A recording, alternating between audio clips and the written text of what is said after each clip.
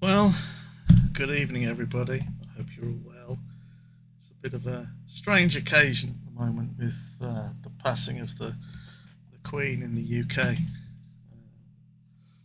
Hopefully, I'll be able to deliver this and try and get through some of this. Uh, Not because of the occasion, but more because of all the things I'm trying to sort out to be able to stream this.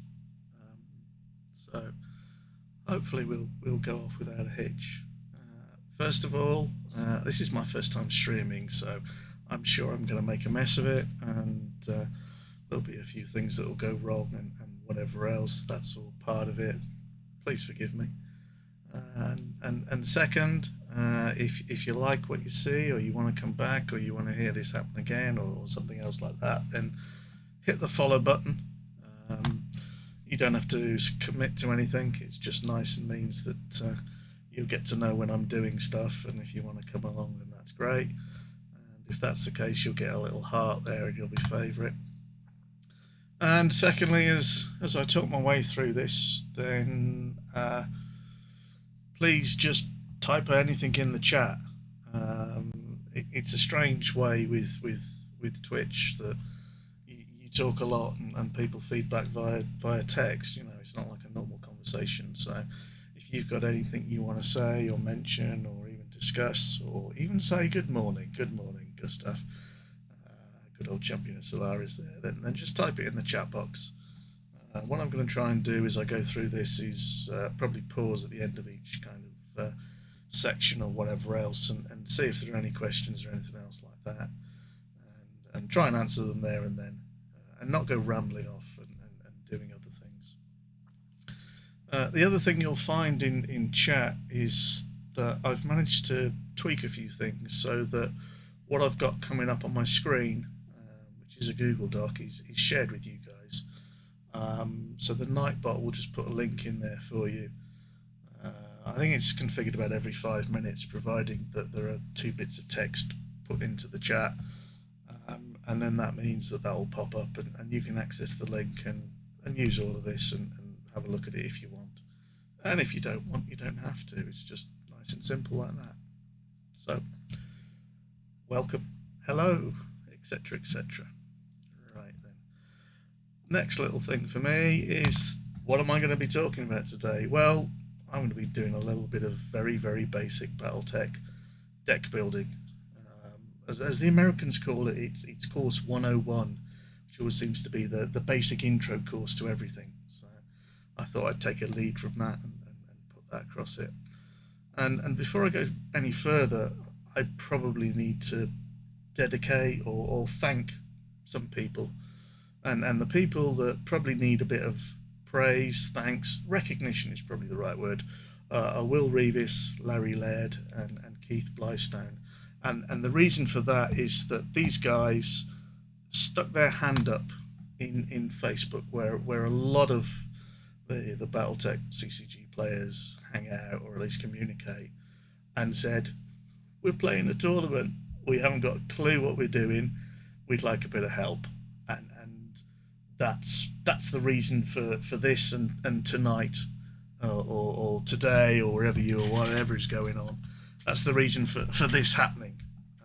So they need to take a bit of credit, or at least be acknowledged, I feel. And basically they were saying that I want to learn how to build a deck, or I want to know how to build a deck that doesn't suck, and I can play and enjoy, and I want to have a good time, but I don't want to feel like a complete idiot. So the idea here is to have a look at something that might help them, help you formulate something that when you put it on the table, or start drawing cards, or use Lackey or whatever, gives you a good representation. So the first place the first thing to consider for any of these people is, where do you look for decks? Where do you look for ideas? And there are probably 3 or 4 things, and obviously the Facebook group, there's a lot of stuff there. There's a lot of people that have played the game. There's a lot of history, and there are also a lot of resources. And one of the resources is in the files section on Facebook. You look across the top, it's got a file section. And there are the World Championship decks from the 4 years that the World Championship was run. You know, some of them, the older ones, have been superseded potentially with new cards, banning of cards, new deck meta, and other things. But they're still worth a look, and they're still pretty decent, and arguably an area for inspiration or an area to start and learn. So they're a good place to look. Secondly, if you download Lackey, which is probably the tool that most of us used to play online, then if you go to the deck section, there are some starter decks in there. The problem with that is that I wrote them all, and that's either a good thing or a bad thing. If you want a bit of variety, then you may or may not get it. If you want a different take on it, then if your brain works differently to mine, then you might be thinking, oh, what the hell's going on here? Where is this weirdo going? What's he trying to achieve with that? They're there. If you love them, use them. If you don't. There's no pressure. They're there to kind of try and represent some of the themes within each of the particular factions, and emphasize some of the stronger cards. You know, Rasselhag, Airstrikes Close to Home, for example, and Staging Ground and things like that. And they are there to be able to pick up, play a game, have a good game, without being overpowered and nobody likes that. Everyone likes a good game, and that's the thrill and the enjoyment and the excitement and the adrenaline, whatever. If you get absolutely slaughtered by a guy who pulls out a super duper combo on the first turn and it's game over, then it's not a great deal of fun. So they're reasonably well balanced. They're all pitched at about the same level, or at least that's what I tried to do when I did them. And you can just pick them up and play. Okay, they're not overly competitive, but they're a decent place to start. And the second Lackey resource is something that isn't currently available, or at least not at the moment. It will be available in the short term, and by the short term I mean probably the next week.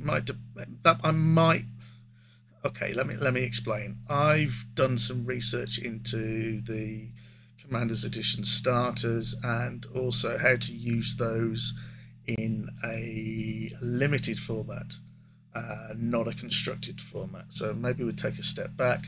Constructed format is where you construct the deck yourself from physical cards that you particularly own, or if you're using Lackey and it's online, the pool of cards that's there and available for everybody, you construct it. With a limited format, then the limitation is the cards that you are given. Normally that's in the form of a box, which is normally 60 cards, and then a number of boosters determined by how the tournament plays out.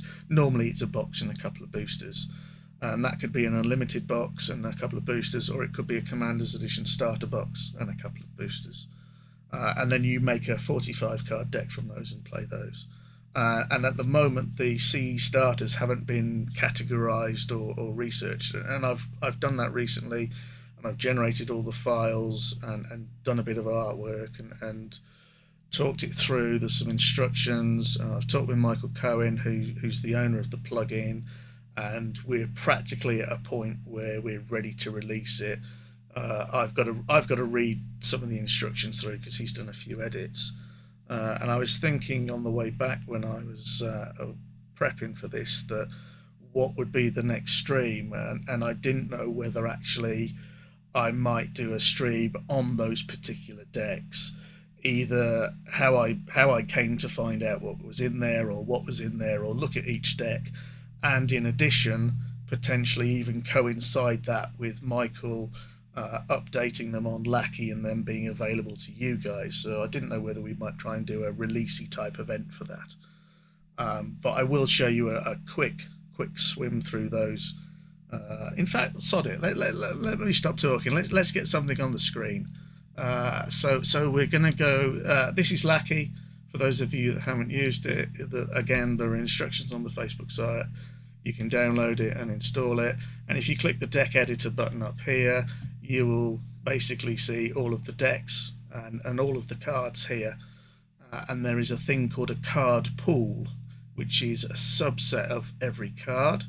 Currently there's nothing in it, and if I add a pack, you can see here, and this is what I was saying, all the artwork, I've scanned all the boxes and packs covers and everything else, and put those in.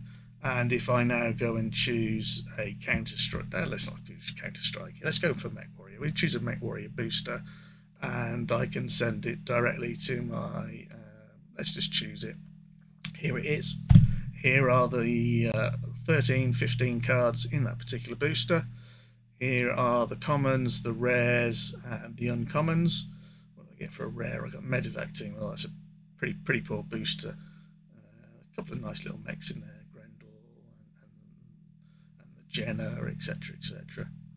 And you can then use this to make a deck by adding these particular cards to the deck at the top here. I think you've got to drag and drop them. Yeah, here we go. So I can add those and customize those. If I just go for a new card pool and clear all of these out, and if I then go and pick the infamous Smoke Jaguar starter, and if I choose those, here is that entire starter deck, the entire contents of it, and you can add all of those straight into your deck and play it straight off as if you'd bought that particular box. Okay, so there's a little reveal for you. As I said, I'm probably going to try and talk to Michael about that, see if we can synchronize something and maybe release them, or at least release them and then do a bit of a stream to follow them up and show people how to use them and talk them through it, and maybe talk a bit about the construction of them and what the themes are and that kind of thing. So one for the future. If you like it, let me know. Gustav, CE starter decks are semi-random. Yes, they are. There are 10 cards in each of them that are pulled or drawn from a specific pool. That pool creates a few conflicts because obviously you cannot draw an Inner Sphere mech from a clan mech pool. So we've had to do some extra modifications to the data file for Lackey in order to be able to pull the right cards. The mission cards and command cards available are completely generic. So they're available to everybody, but the units aren't. Okay. Oh, I'm not used to talking for so long. So, how to make a deck that doesn't suck. I thought that was a really fine way of doing it. Basically, if it doesn't suck, then it's because it's reliable. It does what it says on its tin. It turns up, it delivers. There is some decent synergy between the cards that you have, whether it's the mechs, whether it's the missions, whether it's the commands, whether it's the assets that you use to build those commands and mechs and stuff. And it's got a reasonable build curve. So you're not stuck there with a 20 cost Daishi in your hand and one resource, and you're thinking, I'm never going to get this on the table. And that's not what you want. I mean, okay, fine. The luck of the draw always prevails. It always happens that you get a bad draw. But that's minimised if you design your deck well, or you can have something that, as I said, is reliable. Probably the best place to start for people who are new to this, as opposed to people that have played a bit and may well be aware of it, is the rule that is often called the 24-12-24 rule. It's a great place to start, and it gives you a reasonably reliable deck straight off. You don't have to obey it. It's just kind of like a guideline. And invariably what happens with a lot of people is they start with that, and then they start and play the deck, and then they think, oh, I don't like that, or that was really good, I'll put another one of those in. And it kind of metamorphosizes and molds itself around your play style and what you're playing against and how you play. And it changes, and it doesn't always end up as 24-12-24, but it starts there, and you do what you want. And for reference, those Commander's Edition starters that I've mentioned, they roughly obey that rule. they all have 24 resources, but they don't have 24 mechs, and they don't have 12 missions or commands. They vary, and they vary quite drastically. But that's another stream, that's another day. Tell me if you want it. Okay. So, where does 24, 12, 24 come from? It sounds like a ZZ Top song, doesn't it? You know, about the dimensions of Playmate or the month or something. And it's based on the 60 card deck that you start with, and it's based around the hand that you draw if you go first. So just a quick recap: you start with 5 cards, you can mulligan, another story on that, and you draw 1. So you've drawn 6 cards, which are basically a tenth of your deck.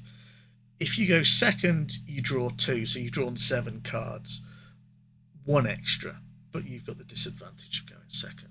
So the 24, 12, 24, when you look at it, add them all up, they come to 60. Divide 60 by 5 and you get 12, which is the common denominator for those people that are into maths. But basically what it means is that if you obey the 24, 12, 24 rule, your average starting hand will have 2 resources in it, 1 mission or command in it, and 2 units in it. And that's a really good place to start. 1, you can start and place your resources out on your first turn, and then you can start and build your units and move from there and gain momentum. Okay, doesn't always happen. You know, you can end up with a hand of 5 units or 5 resources, and you're resource screwed or mech screwed, whatever. That's part and parcel of it. That's some of the challenge within the game. Deck building is an art in itself, but it doesn't matter how good you make your deck. When you start the game, you are always prone to that. It's luck of the draw, roll of the dice, whatever you want to call it. So that's where the 24, 12, 24 rule comes from. It probably could be called 2-1-2, and that's your starting 5 cards. But hey, so following that gives you a good sound basis for the content of your deck. Now you need to look at what's known as your curve. Okay, and this is within those mechs, for example, having something that you can play early on, and then having the right mech at the right time, or the right card at the right time. So I don't want my big mech on turn 1 because I've got nothing to build it with. I've got 1 resource on the table and it's going to cost me 12. I don't want that then. I want a 1 cost or 2 cost mech, because then I can get that out quick, and then probably follow that up with a 3 or 4 cost mech, and then move as I put more resources on the table. I will be able to get my mid to late game units out. So this is where this curve comes in. So what you probably want is you probably want to have more smaller units and less big units. And the problem with the physical card game, when people started playing Battletech, but any card game, is that you get a starter deck and it's not a starter deck. It's called a starter deck because there are some resources in it, and there are some mechs in it, and there are some missions in it. But it's not a starter deck because it's not what you want when you're playing. It's not what you want when you want to start. And most people get the wrong impression. If you look at a limited edition starter deck, it probably had 5 assembly, 5 logistics, 5 munitions, 5 tactics in it. Okay, that's a generalization. It was probably 4 and a bit of randomness. And people just thought, well, that's what I need. So they had a deck with 4 assemblies in it. And they're pulling cards out and trying to find an assembly to build a mech. And they can't because they've only got 4 in the deck. And that's why you need to manipulate this to work with what you've got. Don't go with the standard box and stuff like that because they're wrong.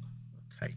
And the other thing you need to look at is with the units that you've picked, you need to be aware of the buyouts. Okay. And on here I have put what can only be described as the worst offender in the game, which is this Loki Prime, which costs 12, which is a hell of a lot in the game. And it has an assembly buyout. So if you haven't got assembly on the table, 1A, it costs 1 extra. It's got a 2 logistics buyout. So if you haven't got logistics on the table, it costs an additional 2. It's got a 2 munitions buyout and a 3 tactics buyout. So if you haven't got any of those, say you've just got a hand of politics, what a great idea that would be, 20 politics cards and a Loki Prime. You're looking at 12, 13, you're looking at an additional 8, you're looking at paying 20 to get this on the table. It's never going to happen. You want something that's really short and sweet and comes out there and gives you the chance to build this monster. Okay. You don't want that 12 cost Loki Prime in your deck, period. Yeah, I know, it was there as an example. So yeah, I agree. I wouldn't put it in a deck. You know, the fact that it overheats itself and practically kills itself into the floor is another factor. But from that point of view, this is a bad offender. This is potentially a bad card, because if you haven't got any of those resources assets in play, then you're paying extra for it, and you don't want to do that. You want the right assets with the right things. And most mechs have assembly as one of their assets, so most people tend to load up on assembly. Okay, and for the people that are starting the game, that's probably a good way to go. Yes, there are fancy decks. There are fancy decks that use logistics and tactics and munitions and all this kind of stuff. But when you look at the majority of the mechs, and if you're starting out, the majority of the mechs will have assembly, or the ones that you like the look of will have assembly in there. So you might want to focus on that and put a number of assembly cards in so that you are nice and reliable. And we'll talk about that in a second. Okay, but you need to consider that. And if you're going to put something in that's got a munitions buyout on it, or a tactics buyout on it, or a logistics buyout on it, then you need a certain amount of those cards. Otherwise, you are paying extra. And the question you then ask yourself is it worth paying extra? Would I be better off choosing a different mech or a different unit? Or should I try and change the focus of my deck so it's a lot smoother? Okay. So the tie-in between the asset of that particular unit and the number of the assets that you run is very important for your reliability. And we'll look at that in a minute. I've got a couple of examples to show you and work out how and comment on. Okay. Your next section, those 12 missions or commands that you're going to use, needs either synergy or utility. Okay. So the synergy, the best example of synergy is arguably a card called Risky Combat Jump. And this requires your mech to be able to jump. If you haven't got a mech that jumps, you can't play it on it. It's worthless. And Risky Combat Jump is a really powerful mission. It's a really good mission. It's run an awful lot. It's used by a lot of people. But if you've got 4 mechs out of 24 that are jump capable, is it even worth putting 1 Risky Combat Jump in? Because the chances are that you're not going to be able to play it. Okay. So power in this case comes at a price. Okay. You can work around that and go for more of the utility, the Leatherman card. They always work, they always do what they say, they tend to have a penalty. Okay, and the 2 I've picked out here are classic ones in Heavy Fog, which is a defensive mission, and Pushing the Envelope, which is arguably an offensive mission. But when you look at Pushing the Envelope, okay, you get a huge amount of additional damage, but you do the same amount to yourself. So it's very much a sacrificial card, and that may be what you want. So they very often have a bit of a downside to them because they work in many, many more situations. Okay, if you're starting out and you're not sure, then the best advice I can give you is pick a few. Pick a few and try them. Maybe pick a couple that have got no real synergy and just utility, and then maybe pick a few that have a few requirements. See how they go. If they work out, great. If they don't, chuck them away, try something else. Don't beat yourself up about it. No one is expecting you to be the god of Battletech after 2 games, because it's never going to happen. So just pick a few, play with it, see what works with your play style, and then you can tweak it and change it to your liking. The same goes with the commands. I just focused on missions. Commands are very similar in format to resources, so I just left them as they are for the moment. Okay. And then the final thing, and this can end up with a little bit of a maths class, and I'll try and keep it simple. One of the other things I thought I might stream at one point about is the kind of probability of some of these things, because there is a math side of it, and you can use it to your advantage. So all of those units, all of those command cards that you have require some sort of payment. The resources that you put down, and very often, as we saw with our Loki Prime, they have an additional buyout if that asset is not available. Okay. So if you're starting out, then I would suggest trying to remove 1, 2, or possibly even 3 of the assets from your deck. And the reason for this is it allows you to run more of the ones that you want, which makes your deck more reliable. So you often find with a lot of Inner Sphere decks that you can have the scope to just run assembly and tactics. A lot of their mechs are assembly, and a lot of people run tactics for either some command cards or the ability to play missions. And that can make your deck quite focused and reasonably reliable. On the clan side, it is possible to do, depending on which faction you choose. It's quite hard to do with Wolf, but it's a lot easier to do with Jade Falcon and Steel Viper, for example, going for assembly and tactics. But on an alternative, you can go for assembly, munitions and tactics. You could go assembly, logistics and tactics. We tend to leave logistics and politics out, because the politics tends to be a lot more sneaky, manipulation-y command cards, and logistics tends to be either for mechs or for deployment or extra effects of building. And I would say that if you're going to start the game, don't worry about that. Don't try and incorporate that. Don't try and get too smart too quickly. Build something that's solid and does a job, and get into the game and enjoy it. And then once you're happy with that, that's when you start and tinker with it and train it and tweak it. Okay. So if you reduce your assets, you focus your resources, it makes your deck more reliable. Okay. So when we look at some of the great decks, or a couple of great decks I've picked out, they all have 8 assembly in them or more than that. And the question is why? You know, if we go back to that unlimited starter box, you only had 4 in the box, maybe 5 if you were lucky. So why are they running 8 assembly? And it's really, really simple. It's reliability. If you've got 8 assembly in your deck and you are drawing from 60 cards, 6, the chances are that you will have an assembly in there. Chances of drawing an assembly, if there are 8 of them in 60 cards, is 1 every 7.5 cards. So after the first turn of drawing 1, you will have drawn another 2, which will get you to 8 cards.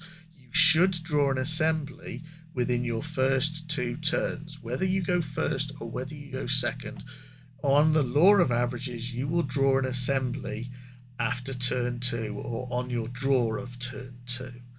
That's why a lot of decks have that. It gives you the asset when you want it at the start of the game to build that mech. Really straightforward, really. Okay. If you stay with 24 resources, it's worth noting that if you're going to run A and T, then you're a lot more focused. If you go A, M and T, then you have to dilute the pool somewhat. And that makes your deck slightly more unreliable. So those numbers are quite important because nobody wants to be stuck there with a hand of munitions and a mech that wants assembly, or the other way around. Okay. Don't pull punches. That card isn't that bad. It's trash. Yeah, I know. We're talking Loki Prime again. Okay. So, the decks. I've picked Dave Hymas's 1999 third place Boom Wolf deck. And, okay, I know somebody's going to scream at this point because basically it was originally Peter Sundholm's deck. It's fine. It is. Peter and Dave were good playing mates and they played decks against each other in practice. It just happens that in 1999, Peter took an intentional draw in the final round thinking he would make the last 8 and he didn't, and he missed out because someone, I think it was Chris Lunt,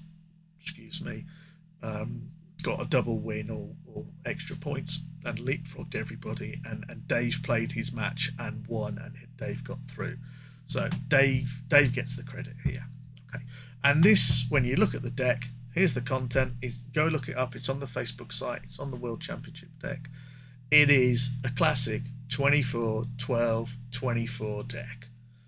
24 resources over there, 24 units, really, really simple, of 6 of each, and then a few missions and a bit of command utility. It is arguably a classic of its time.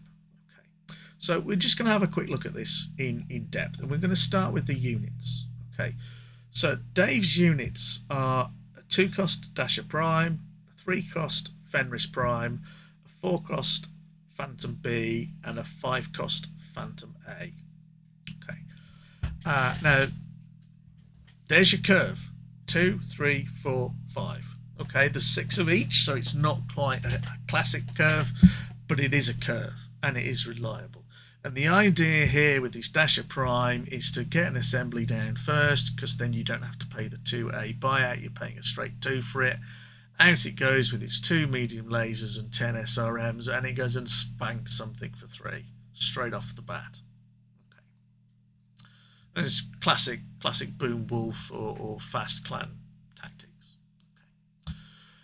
The Fenris Prime is a very interesting card because it is a 3-cost and it has an assembly, a munitions, and a tactics buyout.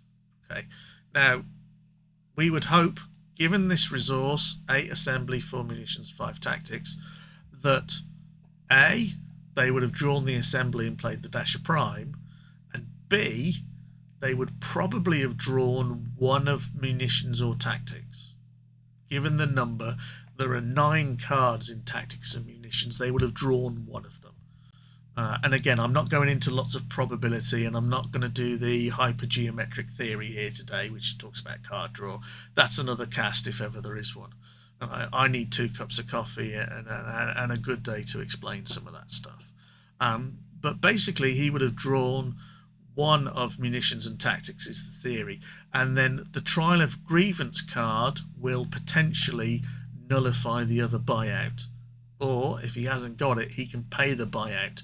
And you'll notice that the buyout here is only 1 additional one. So that's why he can afford to go slightly lower on munitions and tactics and play with the Trial of Grievance card, which we'll have a look at in a second. Okay, and the same is true at the next part of the curve on Phantom B. These buyouts are quite small. He can pay the extra off them. The mech comes out and flies across the screen because it dashes and attacks, etc. The only bugbear in this particular deck is the Phantom A, where the buyouts are quite hefty. But you would have hoped by the time that you can afford a Phantom A that we're talking about 3 or 4 turns having passed, maybe 5 or 6, and he would have picked up those other assets and put those on the table. So as a curve, it's quite reasonable and it functions quite well. The utility and the flexibility in there isn't bad, and if you've got to pay an asset buyout, it's not the end of the world. We're talking Phantom A. Okay, Chris Lunt, Light Mech Warrior from commandcircuit.com.website. Yeah, lots of great content available. Found on the Wayback Machine. Yeah, I agree. Okay, so the utility cards. Okay, superior navigation, which is a mission which allows you to do additional damage and untap. Pushing the envelope, which deals additional damage at the cost of your own. And the interesting one is the Trial of Grievance card here, which allows you to gain A, L, M, P and T for that turn, so you don't pay the buyout. You deploy this revealed and it costs you nothing because the cost of the card is nothing, and you draw a replacement card. It's pretty good. That's a great deal for that person, and that allows him to get these units out quick. Okay. The other resources, assembly and munitions and tactics, are there. The war funds, allows him to draw whatever one he needs if he happens to have a war fund in his hand. There are only 4. That means he would draw one, probably one in the first 15 cards on average, which is probably the first 5 turns, drawing 2 a turn and starting with 5, which is acceptable. Most people run that. And 2 black market connections to recycle things. Normal is 2, because if you lose one, then you can recycle it and recycle. And a think tank to provide the ALMP or T if he's really stuck. So there's a lot of flexibility in there, and there's a nice curve, and it hits pretty hard and does pretty well. Okay. And that's a classic clan deck, Boom Wolf as it's called. Okay. To counter that on the great deck building scale, I've picked Mike Bodey's 2000, so the following year world 2nd place deck. And again, I've picked this one because it's just a little different to the normal decks that were played at that point. It's an Inner Sphere deck, it's a Davian deck, and the balance of this is slightly different. Yes, there are still the 24 resources. Yes, there are still the 24 mechs, but actually there's more than 24 mechs here. There's 28, and the missions and commands drops accordingly. And I'll tell you why, or we'll talk about that in a second. But what you'll see here is the classic 2 war funds, 2 black market, 2 Solaris contacts, because they're used to put the pilots in play. If we go back to Peter's deck, 2 war funds, 2 black market connections. It's a pretty standard with 8. Okay, in Mike's case, he goes for 9, and there is a reason for that, and there's a very good reason for that, which we'll explore in a second. But that resource breakdown, very classic for Inner Sphere being A and T. Dave Hymus is being quite classic for Clan with A, M and T. Okay. So why does he run 9 assembly? And why has he got more mechs? Well, when we look at the mechs, the curve is a lot lower. The highest cost here is a 3-cost mech. There's 2 of them in the Spectre and this Wolfhound 2, but there's only 4 Spectres, so there's only 10 of those. Whereas you look at the Centurion and the Hatchet Man, there's 6 of each, and there are 6 of the cheap and cheerful 1-cost Wolfhound. Okay. So the theory here is that 9 assembly is used to ensure that you get assembly, because these 2 mechs here, this Hatchet Man and this Centurion, have assembly buyouts. Only assembly buyouts. Okay. The Spectre has both, which are the same, and the Wolfhound has the both. Okay, the tactics is slightly higher. But the other Wolfhound has no buyouts at all. It's a straight T.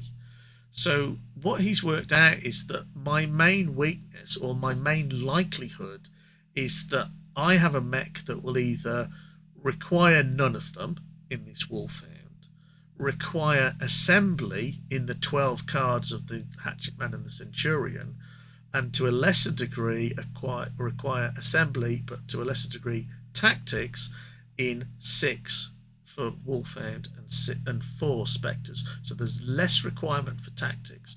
So that is why there are 9 assembly and 7 tactics, and not actually 8 of each, which would be reasonable. But because you're likely to draw one of these 2, 12 of those you know, 1 in 5 in a deck of 60, the extra assembly gives you that better reliability. So the resource profile of what you're running fits the curve of the mechs that you're using, so that you have the right assets at the right time. Okay. His other cards require or are 4 pilots, the 4 big pilots. Whether Victor Steiner Davian, the original one, is a big pilot is a question. It's not a question to be asked here. Victor has uses, but he has limitations. A lot of people don't choose him, they choose another one. But certainly the 2 options of Kai and the Victor Steiner Davian are very, very popular and very, very powerful. Some people who are new to deck building might come along and say, well, hold on a minute, these guys have got a huge tactics buyout, why aren't there more tactics in the deck? And the answer is actually in the resource Solaris contacts, which allows you to put them out for free, which ignores that tactics buyout. So there is less restrictions on these, or less requirements on these, because you're running or playing with Solaris contacts. The chances of you losing both Solaris contacts are quite small, unless they hunt them on the table, which means you've probably already used them. So at that point, the game is arguably potentially over anyway. So if you've lost both of them, then paying 6 for these is quite expensive. It's not the end of the world. The game is still winnable, but it's not ideal. So they are there, and you don't worry about those tactics because of those Solaris contacts to put them into play for nothing. And then you have the standard black market and war funds in order to support that particular resource generation. And this deck, because of its low curve, has to compensate. The mechs are slightly less durable. The Wolfhounds are 1/5s, not 1/6s or 0/6s like the Spectre case, although the Spectre does have ECM. So the idea is that I've got more of them because they're less durable, and you are hinting at what is basically known as a swarm, where you are putting out lots of cheap mechs with slightly less damage. I mean, most of these are doing 2. Okay, the Wolfhound does 3 and the Centurion does 4 if you Alpha Strike it. Whereas if you look at Dave Hymas's, the Fenris Prime, by the way, is a 3. So these are all doing 3, 3, 3 and 4. Comparatively speaking, these guys are doing a lot less. So in order to compensate, you run a lot more of them, and you run them together in packs, which works well with Prince Victor, both of them, because they give boosts to each other. So the synergy element that I was talking about earlier is there and present. Everything works together and complements itself, which is why it's a very good deck, and the guy went to Worlds and came second with it. Okay, having a great deck isn't everything. You've still got to pilot it yourself. You've still got to play it. But you can only play the cards in front of you or what's in your hand, and in order to get them there, they've got to be put in the deck, and that's the art of deck building. Okay. There we go. Synergy, reliability, having enough of the cards that you want, and then customize and play to your style. Don't be afraid to try anything. Let's face it, it's a game. It's a bit of fun. So, that's what you're here for, and whether you win or whether you lose, enjoy it, have fun, and just think, yeah, I can improve that. I can change that. Maybe I'll drop one of those. Maybe I'll change one of those. Maybe I'll tweak my deck next time in order to deal with it. Maybe I'll change that unit out and put a different one in. So there's plenty of replayability and interest from that point of view, and there's a challenge there for yourself in order to create something that works and you're happy with. And what works for you mightn't be what works for somebody else. So don't be restricted by them. Only be restricted by your bounds of creativity. Okay. Right. Okay. Oh, here we go. Let me check back up on the good old chat. Feels Heavy Fog is underrated at this point in game history, 1999. Heavy fog or fog shrouded moors is my question. When you look at Dave's deck, then he ran fog shrouded moors, and if that was the case, I would definitely agree that it was underrated. Definitely. Peter's still a fan. Heavy fog maths can mess with the opponent. Yes, totally true. Totally true. Cool.